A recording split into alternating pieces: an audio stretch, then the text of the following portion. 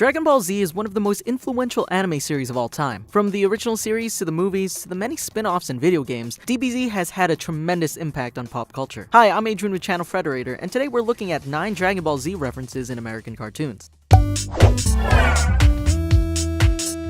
Johnny Bravo. Many fans have fond memories of Johnny Bravo, a cartoon starring a meathead whose best feature is his perfectly coiffed hair. And in fact, the earliest Dragon Ball Z reference we could find in an American cartoon was in a 2000 episode of Johnny Bravo. In the Season 3 episode 20,000 Leagues Over My Head, Johnny becomes obsessed with toys from a TV show called Clam League 9000. The show is a parody of several anime, but it especially pokes fun at Pokemon and DBZ. Clam League's protagonist looks like he's got Goku's face on Ash's body, while his rival looks like a green Vegeta in a Team Rocket uniform. They both pull Pokemon-esque creatures from pocket clams, which resemble Pokeballs. One of the creatures, a penguin in case you were curious, lets off an energy bolt that can pass off for a kamehameha. Also, we don't know whether the Vegeta character's green skin is supposed to be a reference to Piccolo, but we won't say it isn't. That's not confusing, right? The Kids Next Door. The Kids Next Door did a full sequence based on DBZ in the 2003 episode Operation Report. Number 4 goes full Super Saiyan against a 5-headed Frieza version of the delightful children from down the lane. The scene begins with Number 4 introducing himself as Number 4-ku. He then blows some bubblegum into a balloon, which he throws like a kamehameha energy attack. Finally, the Frieza children evolve into their full form, tripling in size and gaining more power, much like Frieza and Majin Buu did in DBZ. In response, Number 4-ku gets even angrier and goes to Super Saiyan 2, or is it Super Saiyan 3, growing the long golden mane characteristic of this transformation. Sadly, this doesn't work in Number 4's favor, as the giant Frieza character kicks him and his longer hair throws him off balance, causing him to topple over. It's a good gag and our favorite part of the scene. The animation in the episode also reflects some popular DBZ aesthetics, like barren landscapes and extreme color changes during moments of indecisive thought. It also parodies some classic dialogue with lines like, "His power level's off the charts! I really gotta get bigger charts!" Teen Titans Go. In Starfire the Terrible, Season 1, Episode 29, Teen Titans Go,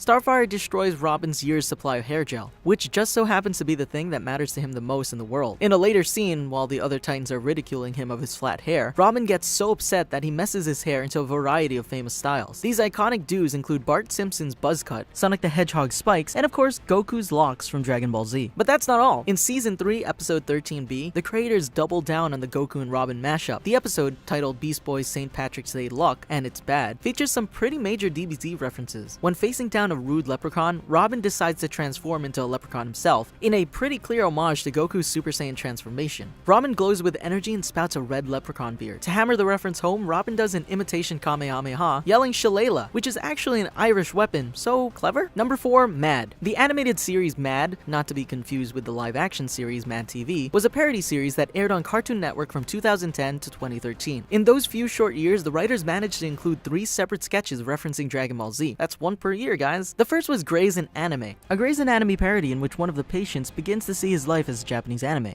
The sketch references everything from Yu-Gi-Oh to Pokemon, but when one of the surgeon goes Super Surgeon, sprouting golden hair and losing his shirt, it's an undeniable nod to DBZ. In a more obvious reference, Mad combined the Brad Pitt film Moneyball, in which he plays general manager of the Oakland A's, with Dragon Ball Z. The title of the skit? Moneyball Z, of course. In this sketch, Goku and friends become baseball players on the cheap. The parody acknowledges that they'd be pretty good athletes, even if they don't understand the sport. Goku uses a spirit bat, which might destroy the world, an obvious reference to the spirit bomb from the Frieza saga and the Kid Buu saga. He also goes Super Saiyan 1 and 2, but without much of a payoff. This is probably parodying how long it takes for major events to happen in DBZ episodes. Still, we imagine the Super Saiyans could beat the Angels any day. Our favorite Mad Dragon Ball Z sketch is Go Dragon Ball Go, a crossover between DBZ and the children's animated show Go Diego Go. You know, the show starring Dora the Explorer's cousin? In the bit, Diego has to keep saving his hapless animal friends. He wishes he could save them all, which prompts Goku to arrive. Goku tells him that if he finds the 7 Dragon Balls, he can wish for anything he desires. In the style of his show, Diego asks the audience to help him find the Dragon Balls. The sketch involves a series of references to Dragon Ball, including appearances by Master Roshi, Piccolo, a Kamehameha, and Diego going Super Saiyan on Dora the Explorer's biggest enemy, Swiper the Fox. Swiper, no swiping! In a particularly amusing moment, Master Roshi gives Diego 3 Dragon Balls in thanks for helping a sea turtle get back to the sea. Then, out of nowhere, King Piccolo shows up and tries to fight Diego for the Dragon Balls.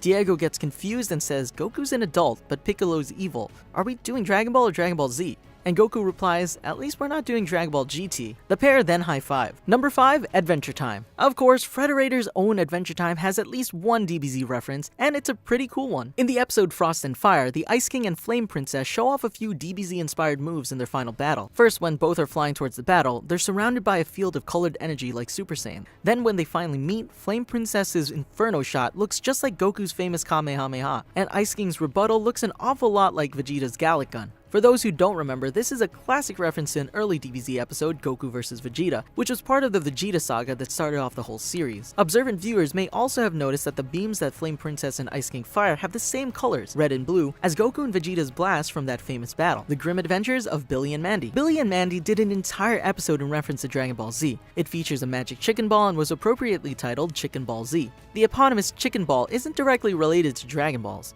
It's a magical chicken ball that Mandy eats. But there are still a couple specific nods to DBZ. First, the Junior Karate Championships, where Billy and Mandy end up fighting, looks just like the 25th World Martial Arts Tournament where the World Tournament Saga took place. In a more in-your-face reference, after fighting for a while, Billy and Mandy both back off and supercharge to their full power forms. This involves veins popping and yellow light, just like Super Saiyans. But neither gets a hair transformation or starts a Kamehameha, so we think they could have taken this thing a little further. Chowder. Chowder was an animated children's series that had a pretty short run about a decade ago, so if you don't know about this one, you're probably not alone. Even if you watch the show, the Dragon Ball Z reference happened so quickly, you might have missed it. In the Season 2 episode, Tofu Town Showdown, Chowder's friend Schnitzel transforms into Super Saiyan for a quick second. In the final battle of the series of martial arts fights, Schnitzel's almost defeated by his arch-enemy, Peking Duck. After weathering many attacks, Schnitzel grabs his baloney sword. At the last minute, he gains newfound strength in a Super Saiyan-like form, complete with golden hair and blue energy glow. It's actually a pretty cool moment, but watch closely because if you blink, you'll miss it. The Fairly OddParents. In the 3-part series, Channel Chasers from the Fairly OddParents, which, to be honest, is my favorite 3-part special ever, Timmy, Cosmo, and Wanda travel through various TV shows using a magical remote. One of these is a violent Japanese show called Maho Mushi, which is a parody of several anime, including Dragon Ball Z. In part 1 of a 3-part arc, we see an image of Maho Mushi sporting Vegeta's hair and outfit, down to his infamous digital eye scanner. Later in part 3, when Timmy and the fairies finally enter into the Maho Mushi universe, we see the DBZ influence even clearer. Timmy and his babysitter Vicky have a showdown in a large arena setting, which looks a lot like something from the World Tournament arc. And while much of the early action is devoted to fighting with large mechs, the battle ends with Timmy and Vicky flying at each other as pink and green Super Saiyan lookalikes. Timmy's outfit and design looks a lot like Krillin's in the episode, and Vicky's dressed in Piccolo's armored clothes.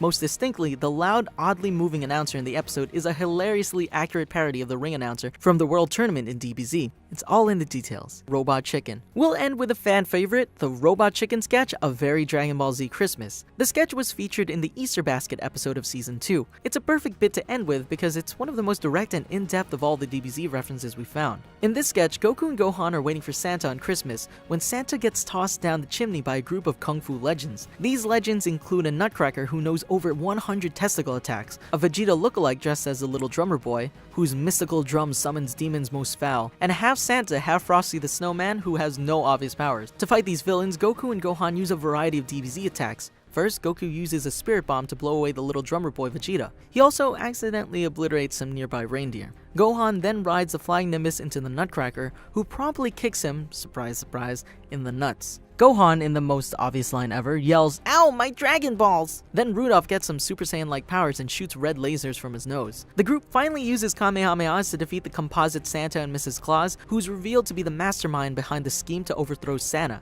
Got all that? A perfect cherry on top is when Goku throws down some solid Japanese, saying, "The Tenkaichi Budokai is finally complete." For those who don't speak Japanese, Tenkaichi Budokai roughly translates to the strongest under the heavens fighting tournament, and it's also the original name of the World Tournament in the DBZ manga. Pretty deep cut. Santa, like many viewers, responds with, "Was that even English?" So that's it, folks. Those are 9 Dragon Ball Z references in American cartoons that we could find. Keep an eye out for future installments and let us know any references we missed in the comics. Don't forget to subscribe to channel Frederator and hit that bell icon to become part of the notification squad so you can be notified when we upload videos. Thanks for watching and see you next time. And remember, Frederator loves you.